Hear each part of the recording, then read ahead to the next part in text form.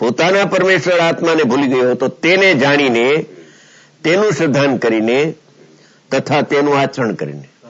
પેલા જેવો શુદ્ધ આત્મા છે એવો જાણ્યો એટલે અનુભવ્યો, અને અનુભવમાં જેવો આવ્યો આત્મા એવો જ ઊંચો, એ પ્રતીતિ શ્રદ્ધાન પ્રગટ થયું, અને એમાં ઠેરો તો એનું નામ આચરણ. જાણીને, શ્રદ્ધા કરીને તથા તેનું આચરણ કરીને. જો નવ તત્વનું શ્રદ્ધાન, નવ તત્વનું જ્ઞાન લખ્યું નથી. પોતાના પરમેશ્વરને, પરમેષ્ઠીને નહીં, ગુરુને નહીં, પોતાના પરમેશ્વરને, આત્માને જે ભૂલી ગયો હતો એને યાદ કરીને, અરે આ તો જાણનાર તે જ હું છું. હું તો ક્યાં ગોથા ખાધા અનંત કાળ થયા. કસ્તુરિયા મગની મૃગલો થાય છે. કસ્તુરીની ડૂટીમાં કસ્તુરી હોય અને સુગંધ આવે. આખા જંગલમાં એ ભટકે ગોતવા માટે સુગંધ. એને સુગંધ ગમે છે અને એને એમ છે કે સુગંધ બહારથી આવે છે એટલે ગોતે છે, પણ સુગંધ તો ડૂટીમાં પોતાની પાસે હતી, એને કઈ ખબર નહોતી. એમ જગતના પ્રાણીઓ, જે અજ્ઞાની પ્રાણીઓ છે, એ ધર્મને બહાર ગોતે છે. ધર્મના નામે સ્વાધ્યાય મંદિરમાં જાય, સમેર શિખર જાય, ગિરનાર જાય, પાલીતાણા જાય, સોનગઢ જાય, સમજી ગયા? પણ કે છે કે તારો આત્મા તારી પાસે છે, તું ક્યાં બહાર ગોતવા ગયો? થોડો અંતરમાં જઈને જો તો તારા પાસે સમીપે જ છે આત્મા, અને તું એનો અનુભવ કર તો તારું કામ થશે. એમ તેનું આચરણ કરીને તેમાં તન્મય થઈને જે સમ્યક પ્રકારે, જો ખાસ ઇમ્પોર્ટન્ટ આ છે, એમ સમ્યક પ્રકારે અનુભવપૂર્વક જેવો આત્માનો સ્વભાવ છે એવો અનુભવ કરીને, સમ્યક પ્રકારે એટલે સત્યાર્થ પ્રકારે જેવું સ્વરૂપ છે એ પ્રકારે એક આત્મા રામ થયો. હવે અનુભવ થયો તો આત્મા રામ થઈ ગયો. બસ, જે આત્મા હરામ હતો એ આત્મા રામ થઈ ગયો. આત્મા હરામ એટલે આત્માની સામે જોતો નહોતો, આત્માનું લક્ષ કરતો નહોતો, અને બહાર ગોતો તો ધર્મને નામે ક્યાંક. હવે આત્મા રામ થઈ ગયો. એમાં આત્મામાં આરામ કર્યો એટલે આત્મારામ થયો. જે રાગમાં રોકાતો હતો, કષાયમાં રોકાતો હતો, પરમાં રોકાતો હતો, એને બદલે ખસીને આત્મામાં આવ્યો. આત્મામાં આરામ થયો. ક્રીડાવન તો આત્મા છે, આનંદનું ધામ તો એમાં આવીને દ્રષ્ટિ જ્યાં કરી ત્યાં એ આત્મારામ થયો, સાધક થઈ ગયો, આત્મારામ થયો. તે હું એવો અનુભવ કરું છું કે આ અનુભવની મોરછાપ લગાવે છે કે આ જે અમે શાસ્ત્ર લખીએ છીએ, આત્મા આવો છે ને આત્મા આવો છે, એ કલ્પનાથી નથી લખતા. અમે આત્માનો પ્રત્યક્ષ અનુભવ કરીને, અને હું આખી સંધિ લગાવી કે અમે પેલા બહિરાત્મા હતા, બહિરાત્મા અજ્ઞાની અત્યંત અપ્રતિભૂત હતા. અમને વિરક્ત આત્મજ્ઞાની ગુરુ મળ્યા. એણે આત્માનું સ્વરૂપ જેવું છે એવું એને અમને સમજાવ્યું. એ અમે સમજીને સાવધાન થયા, સમજ્યા અને સાવધાન થયા. અમે પ્રમાદ અમારો છોડ્યો, સાવધાન થઈ અને અમારા આત્માને અમે અનુભવ કર્યો. અમે આત્મારામ થયા, જ્ઞાની થયા અમે. હવે એ જ્ઞાની ધર્માત્મા એમ કહે છે કે તમે સાંભળો કે આત્માનું સ્વરૂપ કેવું છે, તમે સાંભળો. અમે આ વાત કરીએ છીએ એ શાસ્ત્ર વાંચીને નથી કરતા, અમે અનુભવ કરીને આ વાત કરીએ છીએ. એમ સાક્ષી આપે છે. બીજા અજ્ઞાની જીવને શ્રદ્ધા આવે, પાકી શ્રદ્ધા થાય એટલા માટે સાક્ષી આપે છે. હું એવો અનુભવ કરું છું કે મારા ગુરુએ અનુભવ કરીને મને આત્મા કયો માટે એવો છે એમ નહીં, મારા ગુરુએ મને કહ્યું અને મેં પણ આત્માનો અનુભવ કર્યો એમ. હવે હું મારો અનુભવ કરીને લખું છું શાસ્ત્ર કે આત્માનું સ્વરૂપ અમને આવું પ્રત્યક્ષ જાણવામાં આવ્યું. હું એવો અનુભવ કરું છું કે અનુભવની કથા, પોતાના અનુભવની કથા શાસ્ત્રકાર કહે છે કે હું ચૈતન્ય માત્ર જ્યોતિરૂપ આત્મા છું. હું તો એકલો ચૈતન્ય પુંજ છું. જાણું દેખું એ મારો સ્વભાવ છે. હું ચૈતન્ય માત્ર કહીને એમાં રાગ દ્વેષ ને એમો કાઢી નાખ્યો. માત્ર કહ્યું ને, જ્ઞાન માત્ર, ચિહ્ન માત્ર, એમાં કઈ બીજું ના આવ્યું, બધું કાઢી નાખ્યું, કચરો કસાય. એકલો ઓનલી શુદ્ધ આત્મા છું. એક ચૈતન્ય માત્ર જ્યોતિરૂપ આત્મા છું. જ્યોતિ એટલે જળ જ્યોત છું, જાણનાર દેખનાર. બીજું એમાં મારામાં કઈ અંધકાર જેવો ભાવ નથી, કે જે મારા જ અનુભવથી પ્રત્યક્ષ જણાય છે. મને જે આ શુદ્ધ આત્મા છે, ચૈતન્ય માત્ર જ્યોતિ, કે જે મારા જ અનુભવથી, અનુભવ પ્રત્યક્ષ જણાય છે, અનુભવથી પ્રત્યક્ષ જણાય છે. એમ કે છે કે હું આ જે આત્માની વાત કરું છું એ કેવળ અનુમાનથી નથી કરતો, પણ અનુભવથી, અને એ પણ અનુભવ પ્રત્યક્ષ. પ્રત્યક્ષ એટલે અતિન્દ્રિય જ્ઞાનથી પ્રત્યક્ષ. કેમ કે ઇન્દ્રિય જ્ઞાનથી આત્મા જાણી શકાતો નથી, અને ઇન્દ્રિય જ્ઞાનનો ધર્મ પરોક્ષ છે, અને અતિન્દ્રિય જ્ઞાન એનો સ્વભાવ પ્રત્યક્ષ છે. એટલે અમે અમારા શુદ્ધ આત્માને અમારા અનુભવથી પ્રત્યક્ષ કર્યો છે. એમ શાસ્ત્ર વાંચીને તો અનુમાન થાય, શાસ્ત્ર વાંચીને અનુમાન થાય, અને આત્માનો પ્રત્યક્ષ અનુભવ થાય ત્યારે ખરું અનુભવથી પ્રત્યક્ષ જણાય છે. પ્રત્યક્ષ જણાઈ રહ્યો છે. અમે આ શાસ્ત્ર લખીએ છીએ ત્યારે અમે આ આત્માનું જે લખીએ છીએ સ્વરૂપ, એ અમારા વર્તમાન અમે એની સામે જોઈને લખીએ છીએ. અમે આ સામે જોઈને લખીએ છીએ. જેમ કે કોઈ પેઇન્ટર હોય અને કોઈનું એને ચિત્ર દોરવું હોય, જેમ કે ગુરુદેવનો ફોટો મૂકીએ, આપણે એમ કહીએ કે તું આવું ચિત્ર દોરી દે, તો એ શું કરે છે કે એની સામે જોતો જાય અને અહીંયા એ સાય પૂરતો જાય, વાં જોતો જાય, અને એવું ચિત્ર. એમ કે છે કે અમે જે આ શુદ્ધાત્માની વાત લખીએ છીએ, અમે પ્રત્યક્ષ આત્માને સામે રાખી અને એને જોતા જાય છે, લખતા જાય છે, એને જોતા જાય છે, લખતા જાય, એને જોતા જાય છે.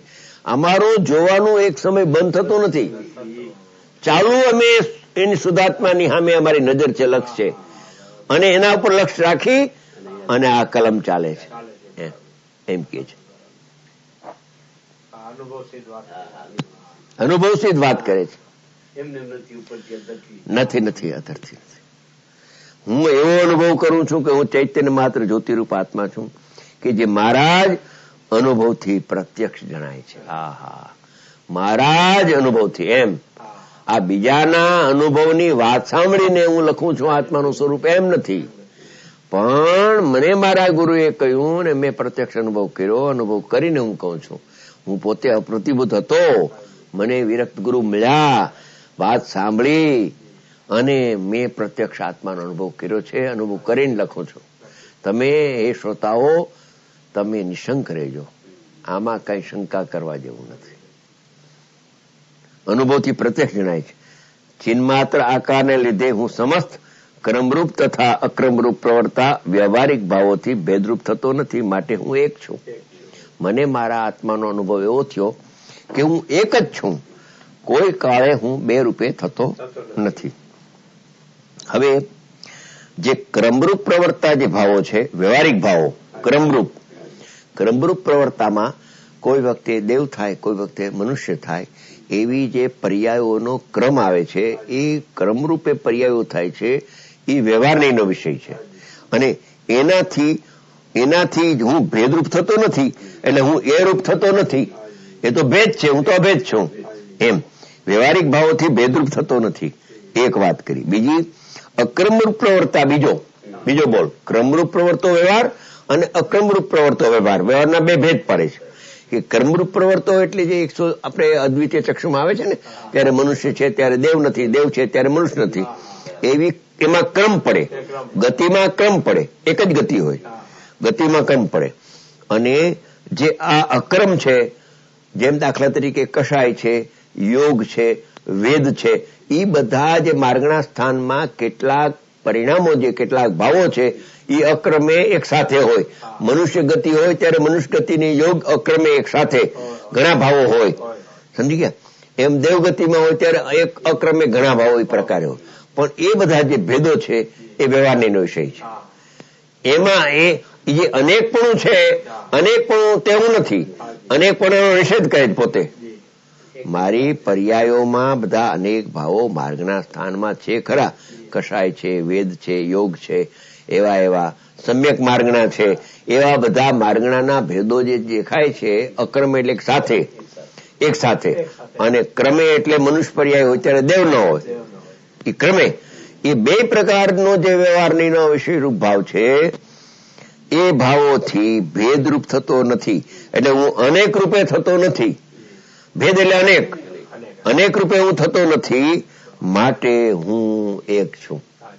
જો અનેક પ્રકારના ભાવો વ્યવહારનો વિષય છે ખરો, મારા જાણવામાં છે, પણ હું એ રૂપે થતો નથી, હું અનેક રૂપે નથી, હું તો એક રૂપ છું.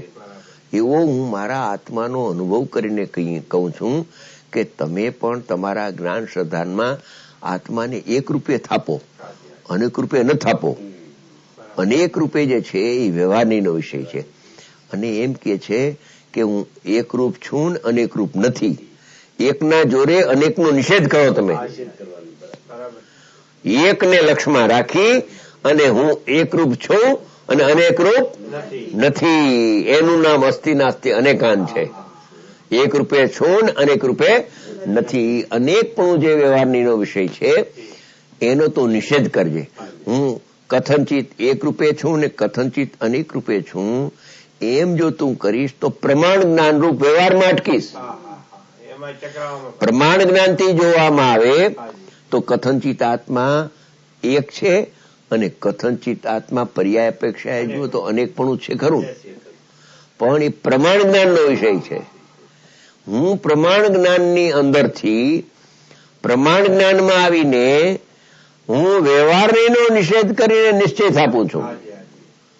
હું એકપણે છું અને વ્યવહારિક અનેક પ્રકારના પર્યાયના ભેદોના ભાવો છે એ રૂપે હું નથી.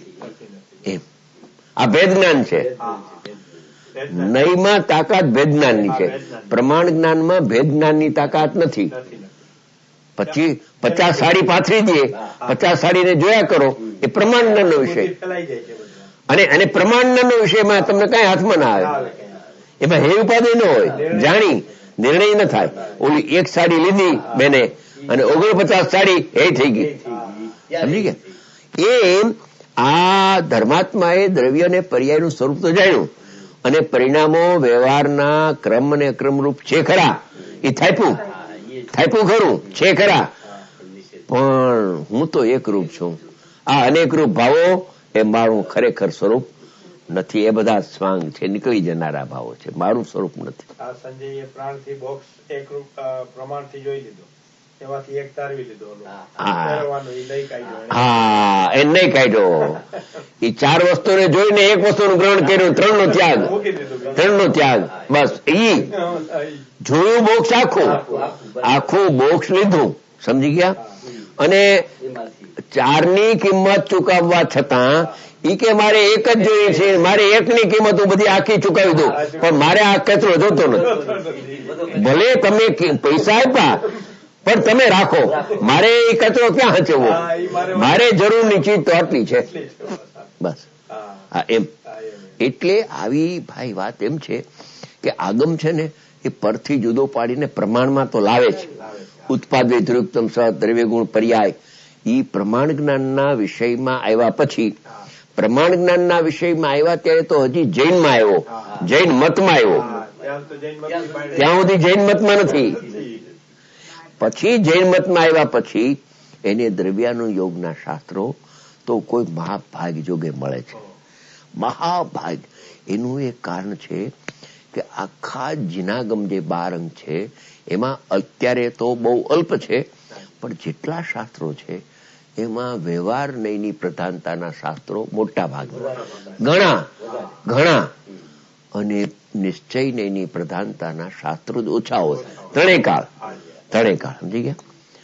શુદ્ધ નયનો ઉપદેશ દેનારાય ઓછા અને એ શાસ્ત્ર પણ ઓછા હોય, ત્રણેય કાળ, સમજી ગયા?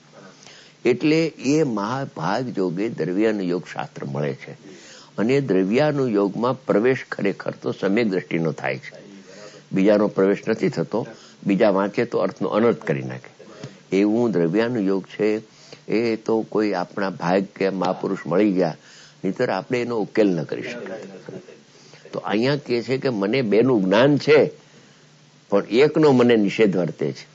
અનેક છે એ હું નથી, હું એક છું તે હું. એવું છે. આ અનેકનો તો હું નિષેધ કરું છું. હાજી. એકના જોડે હો, એકના જોડે. એકનું એક ઉપર લક્ષ્ય રાખીને કહું છું હું એક છું અને અનેક રૂપ હું નથી. એમ જો ભેદરૂપ થતો નથી, અનેક રૂપ થતો નથી. અનેકનું મને જ્ઞાન છે, અનેક પર્યાયો છે એમ જાણું છું, પણ હું અનેક રૂપ થતો નથી. હું તો એકરૂપ છું, હું એકરૂપ છોડું નહીં. કેટલા એમાં પાછા આવી ગયા નિશ્ચય વ્યવહાર, અસ્થિ નાસ્તિ, અનેકાંત, પ્રમાણ, પ્રમાણપૂર્વક નહીં, વિધિ નિષેધ, વિધિ નિષેધ, બધું આમાં હે ઉપાદેય, બધું આવી ગયું ચૂકતે. ચૂકતે આમાં આવી ગયું. જો બહુ સરસ ગાતા છે.